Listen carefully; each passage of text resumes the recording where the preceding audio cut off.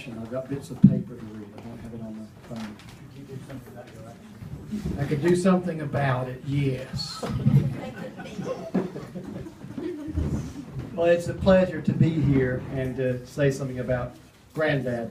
Most of you I don't know, and most of you don't know me, but I sure knew my granddad. And I moved to America in '84, and the last let's see, I think it had been 5, 6, 7 years since he last came to America. And I think for about 13, 14 years straight, he came over every year and spent a month with us.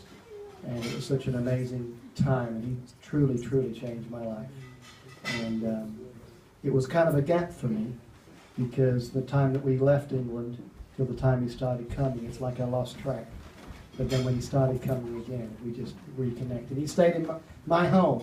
Before I was married, I have 3 little girls and my wife. And before I was married, I lived by myself.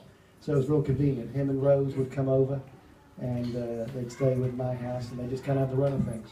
Did what they wanted, and just laid out in the sun whenever they wanted, and everything else. So I have a couple things I wanted to say.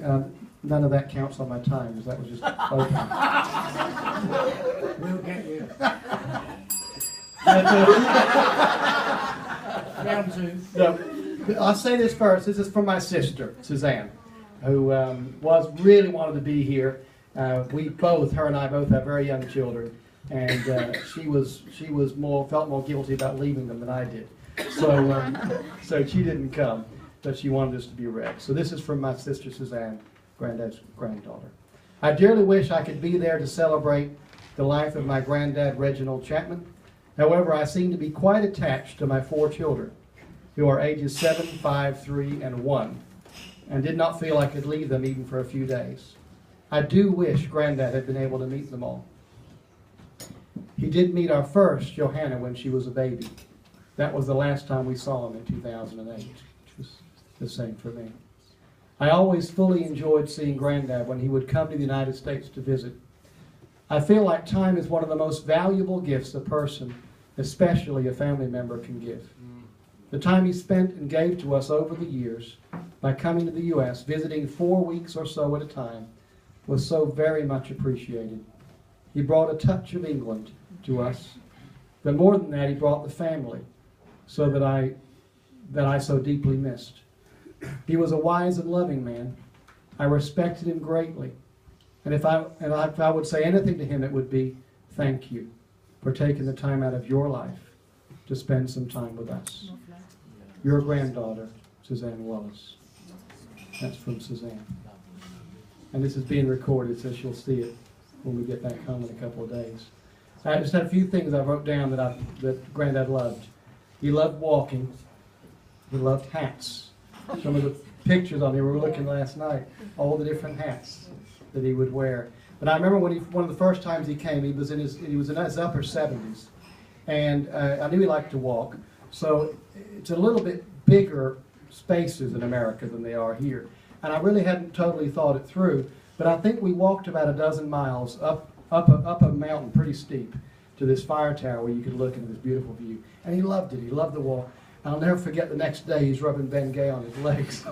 And I realized all of a sudden he's 70, like 77, 78, and I should put him through this about 20-mile walk. And realized he just didn't look, he still always seemed young to me. But he loved walking, he loved family. The time I mentioned already, he stayed with us. It was just when he was there, he had no agenda. He didn't come, wanting to do this, wanting to do that. He surely didn't come as a tourist. He just wanted to be with us. And something that Simeon said, he always encouraged me to work. He was always interested in what I was doing in my work. Whenever I would talk to him on the phone, he said, how's your business? How's your business doing? And when I was there with him, he was always saying, now I know you need to work, so don't make time for us. We'll just do what we need to do. And, he was not there for him. He was there for us over and over. And it was just so beautiful. There was no pressure from him, no expectation, just to be there. I remember how much he loved people. And some people talked about him being an evangelist, but he would just talk to everybody. And those of you know, it doesn't matter who they were. And I remember one particular moment that really stands out. I don't know when it was now. We were at a restaurant, and he would always talk to the waitresses and the waiters too. And this waitress was waiting on us, and he just kind of just spoke up in his loud voice, you know, and how you doing today, you know, and everything. And he would, I asked her right, I said, are you a Christian? Do you know Jesus? And just out of the blue, you know. And she said, she began to say, well, I used to go to church and everything else, but not anymore, and so forth. He says, well, is there anything we can pray for you about? This is just, you know, this is his normal style. You remember this? And then she began to cry. She says, yeah, something about her kids, was some problems with her kids, I don't know what it was. So right there in the restaurant, he just stops and says, well, let's pray for you now. You know, and he walks over and puts his hand on her shoulder, and his loud voice says this prayer, and, you know, and she's just weeping at the time. And then after all that was done, I saw him exchanging addresses. And the next time he came, he says, I need you to take me back to that restaurant.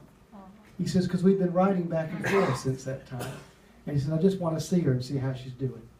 It's just a random person in the middle of a restaurant, and he really cared about her. He touched her life, and he did that with so many. The last thing I've got here is his love for God and his love for revival. Most of you have known him, heard him say over and over, I'm going to live to see revival. I'm going to live to see revival. The word revival means to bring back to life. And I really felt a few years back that I got the understanding, though he was waiting to see revival, he brought revival. Yes, he did. Everywhere he went, he brought things back to life. Everywhere he went, he carried revival inside of him.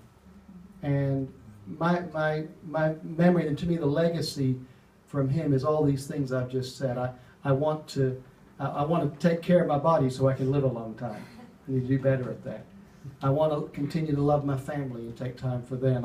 I want to love people, but I also want to carry revival with me so that I don't just be nice to people, but I spark life in them, like he sparked life in so many. There were so many people that would just talk to him for a few minutes, and it was like they would come away and they were just inspired and invigorated.